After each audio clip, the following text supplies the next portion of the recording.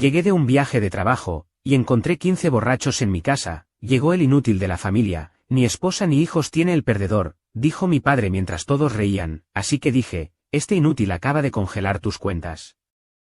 Mi nombre es Daniel, y esta es la historia de cómo mi vida, que había construido con tanto esfuerzo, se convirtió en un campo de batalla por culpa de mi padre, Joaquín, y mi hermano, Tiago. Todo empezó con mi madre. Ella era el pilar de nuestra familia, una mujer fuerte, trabajadora, que se partía el lomo día tras día para mantenernos a todos. Mamá trabajaba en una fábrica de textiles desde las 6 de la mañana hasta las 7 de la noche. Llegaba agotada, con las manos ásperas y los ojos cansados, pero siempre tenía una sonrisa para mí. Ella era la única que me entendía, la única que veía mi esfuerzo por salir adelante. Mi padre, Joaquín, y mi hermano, Tiago, eran otra historia. Para ellos, la vida era una fiesta interminable, licor, amigos, risas y cero responsabilidades. Mamá los mantenía, pagaba sus cuentas, sus cervezas, sus salidas, porque, a pesar de todo, los quería. Decía que Joaquín no siempre fue así, que antes de que el alcohol lo consumiera, era un hombre bueno, un esposo amoroso. Y Tiago, bueno, era su pequeño, su consentido, aunque ya tuviera casi 30 años y no hubiera hecho nada útil con su vida. Yo era diferente. Desde chico, supe que no quería ser como ellos. Quería construir algo, tener un propósito. Cuando terminé el colegio, mientras Tiago se la pasaba en bares y Joaquín gastaba el dinero de mamá en apuestas, yo estudié administración de empresas en una universidad pública. No fue fácil, trabajaba de día en un supermercado y estudiaba de noche. Pero lo logré. Con el tiempo, abrí mi propio negocio, una pequeña empresa de logística que distribuía productos a supermercados locales. No era una multinacional, pero me iba bien. Lo suficiente como para ayudar a mamá con los gastos de la casa, para que no tuviera que cargar sola con el peso de Joaquín y Tiago. Cuando mamá enfermó, todo cambió. Antes de morir, me llamó a su lado. Estaba débil, pero su voz seguía siendo firme. Daniel me dijo, prométeme que no los dejarás solos. Joaquín y Tiago no saben cuidarse. Sé que no son perfectos, pero son tu familia. Cuídalos por mí. Yo no quería. Odiaba a mi padre por cómo la había tratado, por cómo se aprovechaba de ella. Odiaba a Tiago por seguir sus pasos, por burlarse de mí cada vez que podía. Pero era mi madre, y la amaba con todo mi corazón. Así que prometí. Le juré que los cuidaría, aunque en el fondo sabía que esa promesa me iba a pesar como una losa. Después de su muerte, todo se derrumbó. Joaquín no tardó ni 6 meses en conseguir una nueva novia, una mujer llamada Carla, que era tan fiestera como él. Como si mamá nunca hubiera existido. Tiago también tenía su pareja, una chica llamada Sofía, que parecía más interesada en las botellas que en cualquier otra cosa. Yo, en cambio, no tenía tiempo para relaciones. Mi negocio me consumía.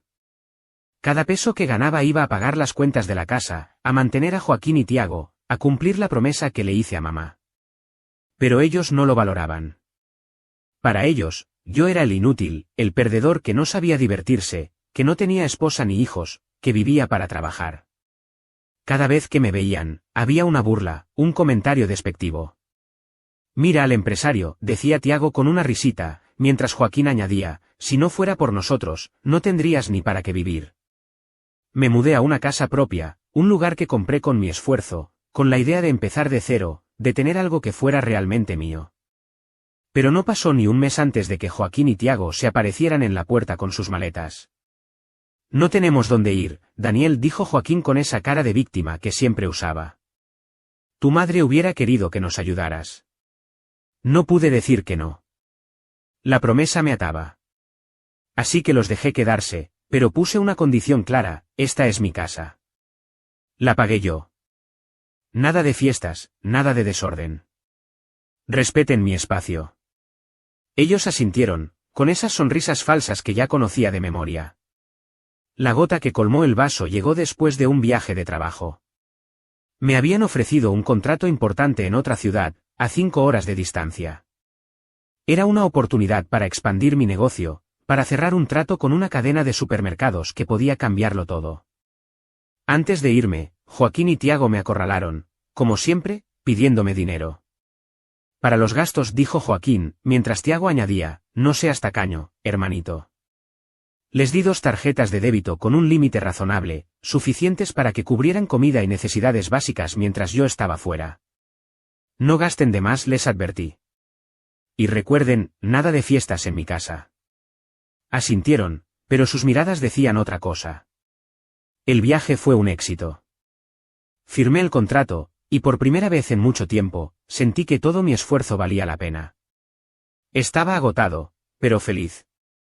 Solo quería llegar a casa, tomar un baño caliente y dormir. Había estado fuera 5 días, lidiando con reuniones interminables, y lo único que deseaba era paz. Pero cuando abrí la puerta de mi casa, el mundo se me vino abajo. El olor a licor me golpeó primero. Luego vi el desastre, vasos rotos en el suelo, muebles manchados, botellas vacías por todos lados. La sala, que había decorado con tanto cuidado, parecía un basurero. Y en medio de todo eso, había unas 15 personas, todas borrachas, riendo a carcajadas. Reconocí a algunos amigos de Joaquín, a Carla, a Sofía, y por supuesto, a mi padre y mi hermano, sentados como reyes en mi sofá. La música estaba a todo volumen, y nadie parecía notar el caos a su alrededor. Me quedé paralizado en la puerta, con la maleta en la mano, sintiendo como la rabia me subía por el pecho. ¿Qué demonios es esto?, grité. Todas las cabezas se giraron hacia mí. Joaquín fue el primero en hablar, con esa voz pastosa de quien lleva horas bebiendo. Miren quién llegó. El inútil de la familia, el que no tiene ni esposa ni hijos, el perdedor. Todos estallaron en risas, como si fuera el chiste más gracioso del mundo. Tiago levantó su vaso y añadió, tranquilo, hermanito, solo estamos disfrutando, ¿por qué no te vas y nos dejas en paz? Perdí el control. Disfrutando, esta es mi casa, les dije que nada de fiestas, miren este desastre. Señalé los muebles sucios, los vasos rotos, las botellas tiradas. Yo pago todo aquí, todo, y ustedes no hacen más que burlarse y gastar mi dinero. Joaquín se puso de pie, tambaleándose un poco. ¿Y qué? Nosotros estamos hechos para disfrutar, Daniel. Tú naciste para trabajar y mantenernos. Así es como funciona. Siempre ha sido así. Sus amigos volvieron a reír, como si yo fuera el bufón de la familia. Tiago se acercó, con una sonrisa sarcástica. No seas amargado, Daniel. Si no fuera por nosotros, tu vida sería un aburrimiento, ¿quién te va a dar un poco de emoción? No podía creerlo. Toda mi vida, había cargado con ellos. Había sacrificado mis sueños, mi tiempo, mi paz, por una promesa que me estaba destruyendo. Y ahí estaban, riéndose en mi cara, en mi propia casa. La rabia me cegó. Saqué mi celular y marqué el número del banco. ¿Saben qué?, dije, con la voz temblando de furia. Este inútil, este perdedor, acaba de congelar sus cuentas. No les voy a dar ni un peso más. Joaquín se rió, como si no me tomara en serio. ¿Congelar las cuentas? No seas ridículo, Daniel. No te atreverías. Pero yo ya estaba marcando otro número. Policía, dije en voz alta, asegurándome de que todos me oyeran. Necesito que vengan a mi casa. Hay 15 personas que han invadido mi propiedad. Vengan a sacarlos.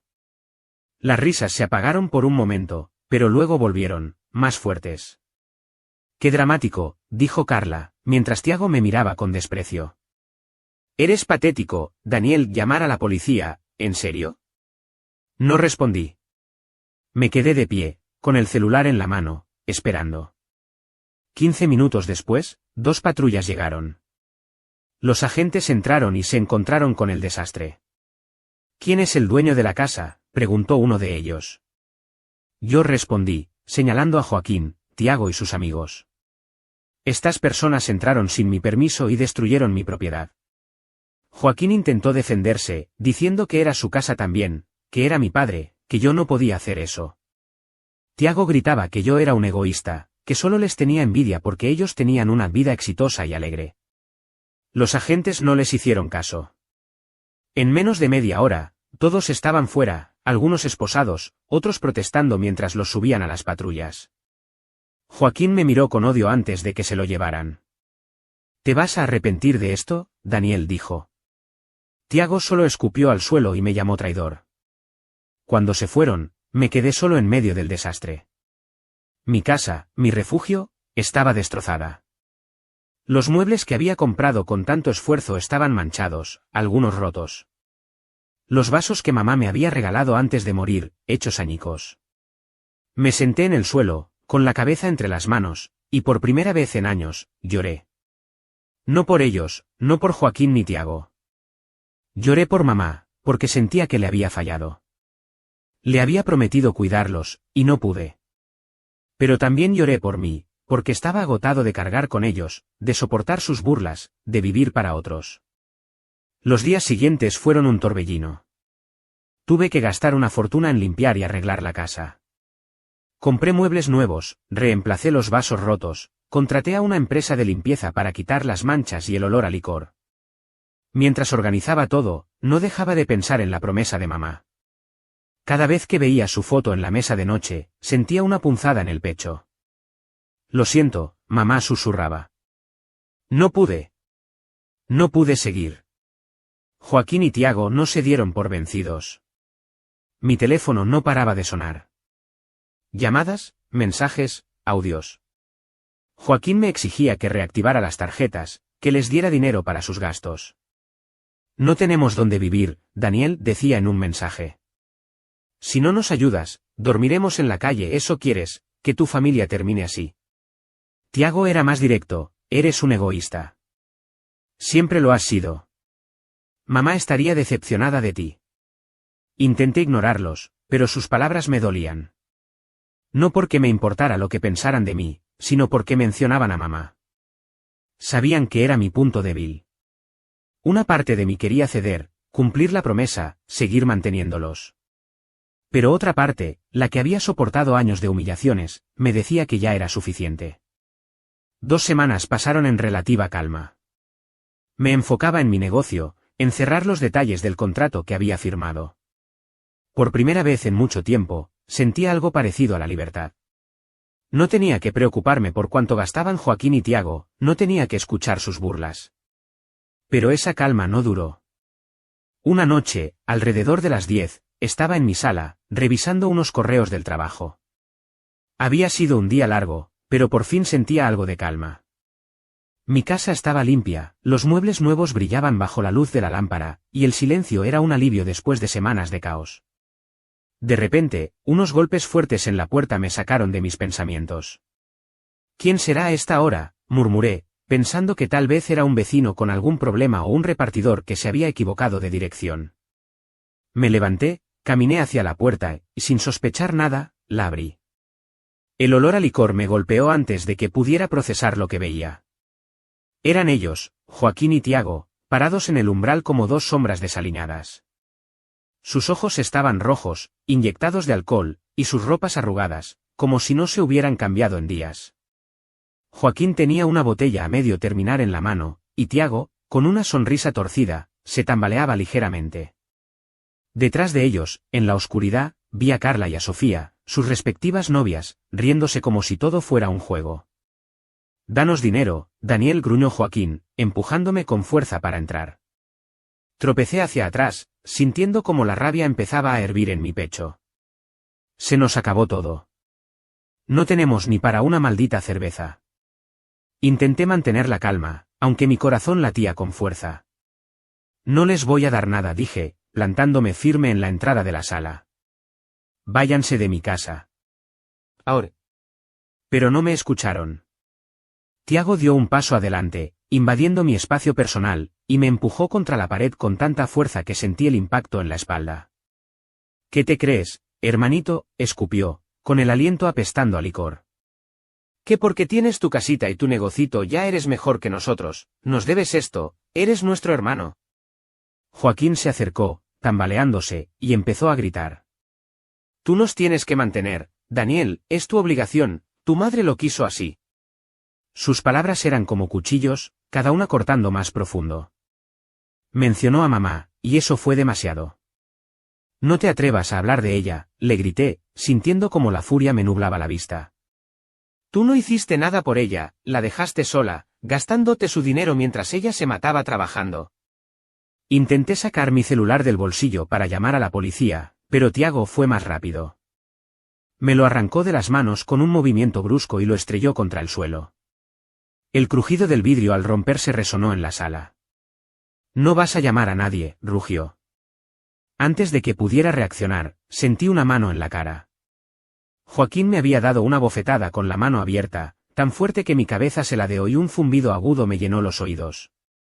Haz lo que te decimos, o te va a ir peor, gruñó, levantando la mano y amenazándome.